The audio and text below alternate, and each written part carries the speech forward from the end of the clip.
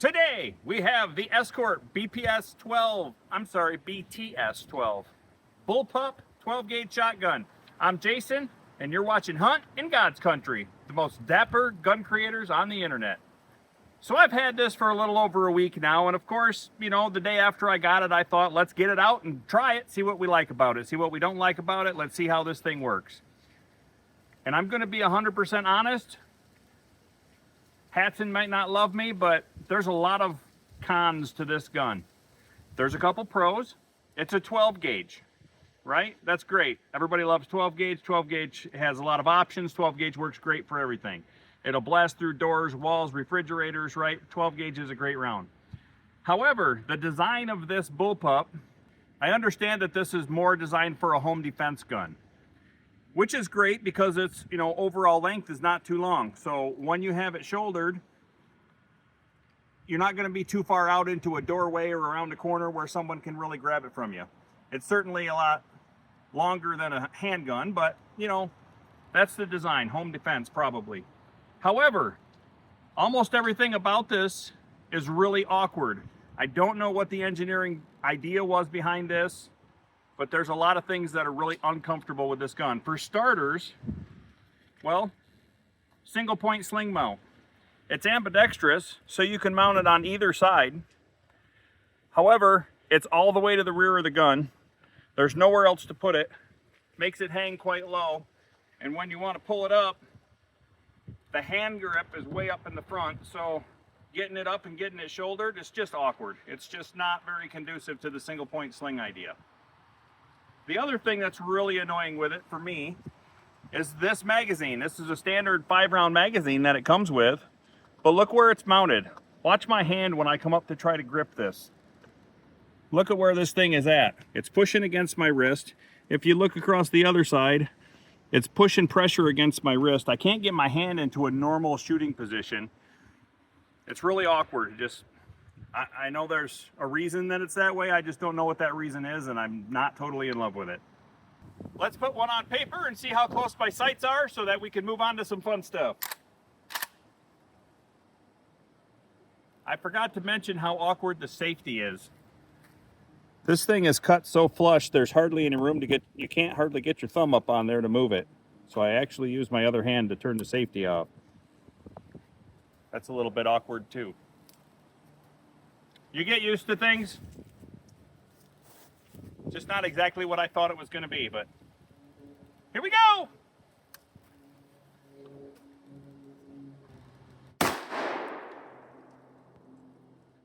About an inch low.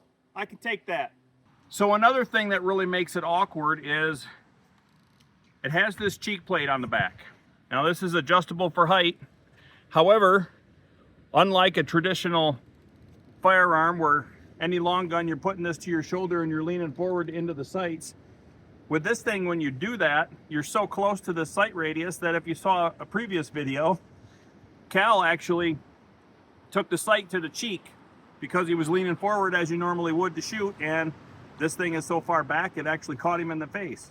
So I shoot left-handed frequently, and you can see here I have this big metal deflector around the action.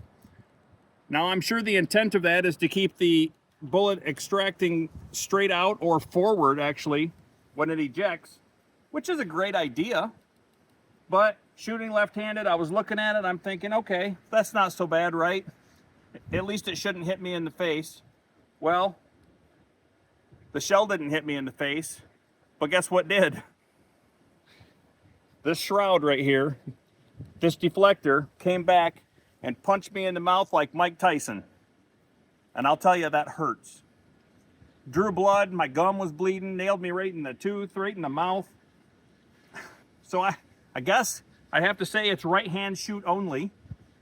You can't really shoot this left-handed without smacking yourself in the mouth with a deflector guard. It's really not Hatsan Escort's fault that we hit ourselves with the gun when we were shooting it. It's just something you got to get used to. The design of this is definitely modern, very different than what we're used to with a traditional shotgun, and getting used to the operation of this is something that you'll have to do if you go out and buy one. We're getting more used to it. At least now we know what to look for. Well, I got 5 water jugs set up there. We're gonna see if a 12 gauge slug will go through 5 water jugs. I think it will. It should. It'll at least do 4, we know that.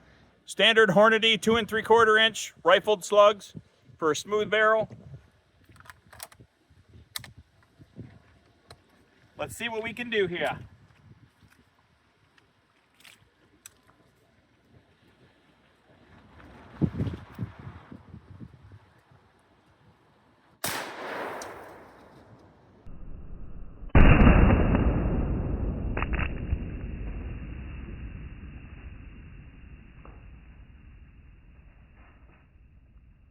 That did not go how I expected it to. I thought for sure all 5 jugs would just blow. Whoa, what the heck happened? Oh, that must be the last one, didn't get hit. That one got hit down low.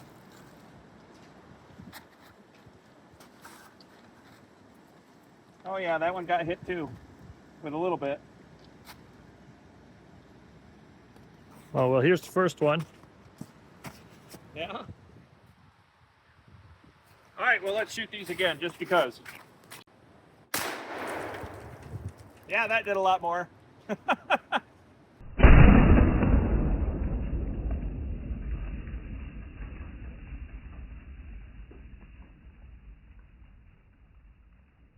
So, you know, it's something you got to get used to. If this is something you want to try out, you know, it's just unusual and different. It's something I'm not used to. The Bullpup is certainly got its own engineering design for a reason. I'm not sure it's for me. But you know what? It's 12 gauge. 12 gauge is always fun no matter what. I don't think you'll be shooting any clay pigeons with it, but it does what it needs to do. And it's cool looking, right? Just say yes, it looks cool. So there you have it, Hatsan Bullpup Escort BTS12. So some pros to this thing. It's got really nice flip up plastic sights. Now, I say real nice and plastic in the same sentence. They're convenient, they're nice. You can put them down out of the way to put them in a case, whatever, pop them up. But it has a full length Picatinny rail. So if you had a good quality sight to put on here, I tried one of my red dots and I could not sight it very well, but has a full Picatinny rail so that you can actually mount a sight on here if you want to. It also has this muzzle brake up here, which apparently I didn't tighten back down after I cleaned it.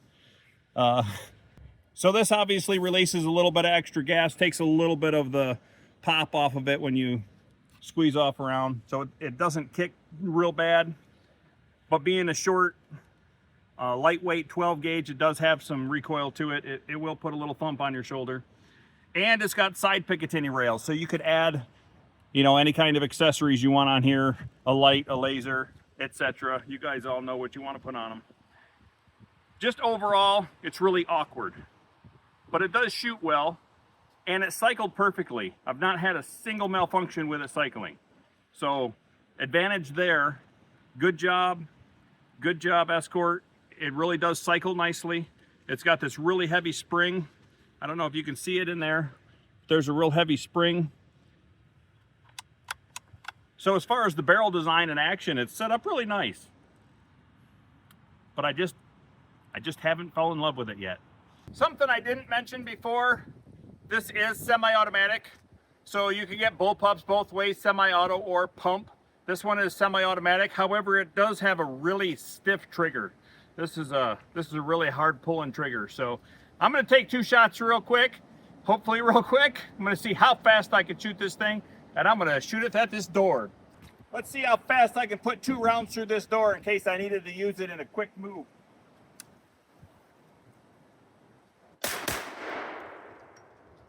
It rose up a lot. That second shot was about a foot higher than the first one.